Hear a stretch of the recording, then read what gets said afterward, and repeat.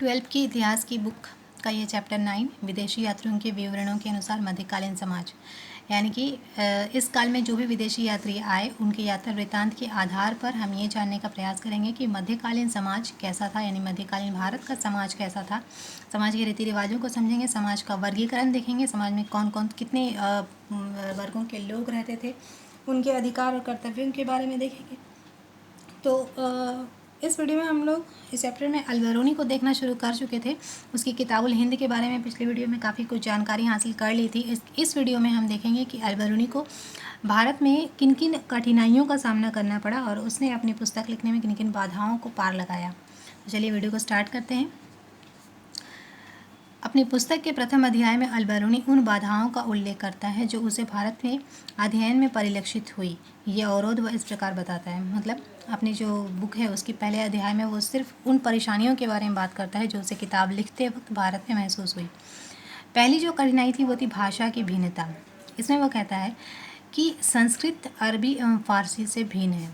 चूँकि वो ख्वारिज़्म का निवासी था इसलिए वो अरबी और फारसी तो जानता था, मगर भारत में आने के बाद उसे संस्कृत से सामना करना पड़ा है और उसने इस बारे में बताया कि अरबी और फारसी से संस्कृत काफ़ी अलग है, अतः विचारों एवं सिद्धांतों को एक भाषा से दूसरी भाषा में अनुवादित करना कठिन है। बिल्कुल सही बात है, भाषा के आधार पर किसी चीज़ को अनुवादित करना सच में मुश्किल काम है। हिंदू अपनी संस्कृत भाषा पर गर्व करते हैं। संस्कृत भाषा दो भागों में विभक्त है, एक साधारण लोगों द्वारा बोली जाने वाली और दूसरी शास्त्रीय भाषा जिसका प्रयोग शिक्षित एवं उच्च समाज के लोग करते हैं।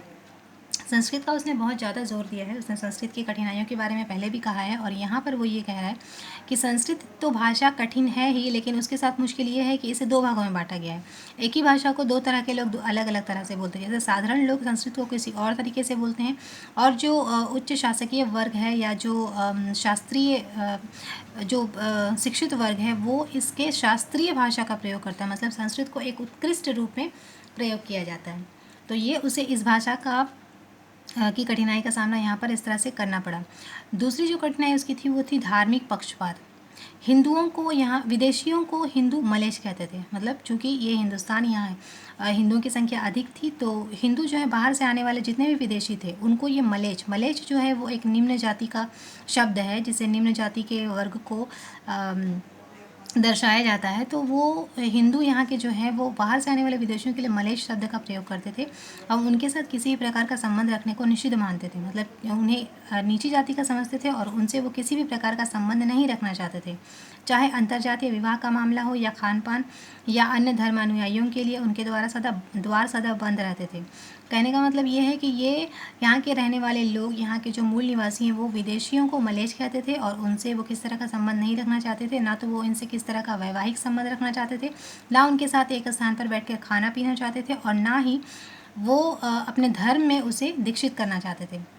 तो इस तरह की भेदभाव को उसे सामना करना पड़ा क्योंकि वो भी एक विदेशी था और उसे भारत के बारे में लिखना था। इसके लिए आवश्यक था कि भारत के लोग उसे आत्मसात करें और बिना किसी भेदभाव के उसे भारत के सही रूप या सच्चा रूप दिखा पाएँ और सही से उससे बात करें, बट ऐसा उसके साथ कुछ हुआ नहीं और इसीलिए उसे धार्मिक पक्षपात का सामना करना पड़ा। दूसरा जो उसका जिसमें बाधा जो थी वो थी आचार विषय रीतियों का भेद।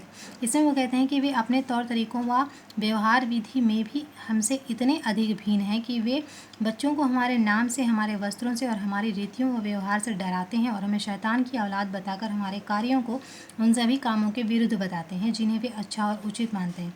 चूँकि यहाँ पर विदेशी कहकर उनके साथ भेदभाव हो ही रहा है, फिर विदेशी तो उनको मलेच्छ कह ही दिया गया है और उनकी पहचान वो उनके कपड़ों से, उनके नाम से, उनके तौर तरीक़ों से और उनके व्यवहार से करते हैं। और इतना ही नहीं, वो अपने बच्चों को भी ये सिखा रहे हैं कि वो बात करने योग्य नहीं है और उनसे किस प्रकार दूरी बना कर रखनी है। तो इस तरह की कठिनाइयों का सामना उसे करना पड़ रहा है, परंतु हमें यह स्वीकारने में संकोच नहीं होना चाहिए कि विदेशियों के प्रति यह हेय भाव सभी देशों में एक दूसरे के प्रति समान रूप से व्याप्त है। मतलब ये कह रहा है कि ऐसा नहीं है कि सिर्फ भारत में विदेशियों के साथ ऐसा व्यवहार हो रहा है, वो ये दर्शाना चाहता है कि हर एक देश की यही हालत है और हर एक देश में विदेशियों के साथ यही व्यवहार होता है। फिर उसके बाद उसका अगला जो मुश्किल थी वो ये थी कि महमूद द्वारा भारत विजय।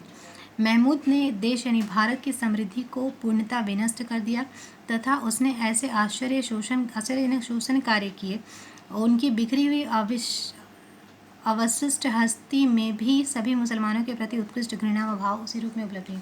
मतलब चूंकि वो महमूद गौरी के समय में आया था और चूंकि महमूद ने भारत पर 17 बार आक्रमण किया और हर बार आक्रमण के दौरान उसने भारत को तबाह ही किया था, तो इस तरह से यहाँ के लोगों के मन में एक तो विदेशी और ऊपर से मुसलमान, ये भावना जो थी उनके मन में घर कर गई थी कि मुसलमान और विदेशी जो हैं उन्होंने भारत में बहुत तबाही मचाई है, इसलिए वो प्रेम के योग्य तो नहीं है, इसलिए वो उनके लिए सिर्फ और सिर्फ घृणा का भाव ही रखते थे और इसी का खामियाजा अलबरूनी को भी भुगतना पड़ता था और वो पूरी तरह से भारत के वासियों के साथ आत्मसात नहीं हो पा रहा था।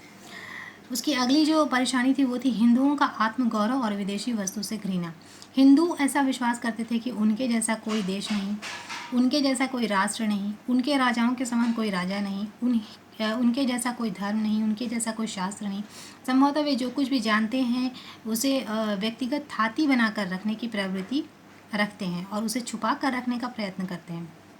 मतलब क्या है कि हिंदुओं में ऐसी सर्वश्रेष्ठता की भावना है कि वो जो करते हैं वो सबसे अच्छा है, उनका राष्ट्र सबसे अच्छा, उनका धर्म सबसे अच्छा, उनके राजा सबसे अच्छे, उनकी संस्कृति सबसे अच्छी और सबसे अच्छा मानने के क्रम में वो दूसरे हर एक व्यक्ति को, हर एक देश को अपने से कमतर समझते हैं और उन्हें ऐसा लगता है कि श्रेष्ठता की भावना जो है वो उनकी अपनी जागीर है, वो किसी और के पास हो ही नहीं सकती। तो ये भावना भी उसे विदेशियों से अलग करती थी, जिसके कारण अलबरूनी को भी यही सब कुछ भुगतना पड़ा। तो इन सब उद्देश्यों के बावजूद अलबरूनी प्राचीन भारतीय धार्मिक कृतियों जैसे वेदों, पुराणों, गीता, पतंजलि और मनुस्मृति का अध्ययन किया और उनके उद्धरण में भी उसने अपनी पुस्तक में विस्तृत वर्णन किया है। वह लिखता है कि भारत में मेरी बहुत अधिक रुचि है और इस संबंध में अपने समय का मैं अकेला जिज्ञासी हूँ।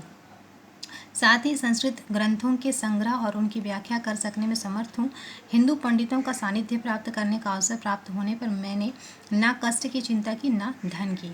मतलब क्या है, इतने सारे परेशानियों के बावजूद भी अलबरूनी अपनी पुस्तक लिखने में सफल रहा और वो कहता है कि मैंने भारत के इतने अलगाव की व्यवहार को झेलने के बाद भी मैंने यहाँ के वेदों को पढ़ा, यहाँ के पुराणों को पढ़ा, गीता को पढ़ा, पतंजलि को पढ़ा और मनुस्मृति को भी पढ़ा और अपने उद्धरण में उसने इन सब का जिक्र भी किया है। ये कहता है कि मेरी रुचि भारत में थी, इसलिए मैं भारत को इतना अच्छी तरह से जान पाया हूँ और मैं संस्कृत को इतनी अच्छी तरह से जान पाया हूँ कि आज अगर मुझे हिंदू पंडितों के साथ का सामना करना पड़े तो मैं ऐसे अवसर को कभी छोड़ना नहीं चाहूँगा। इसके लिए मैं ना धन की चिंता करूँगा, ना किसी तरह की मुश्किलों का सामना चिंता करूँगा, मैं बस उनके साथ अपना सानिध्य ज़रूर प्राप्त करना चाहूँगा। तो ये थी अलबरूनी की कठिनाइयाँ जो उसे यात्रा के दौरान हुई।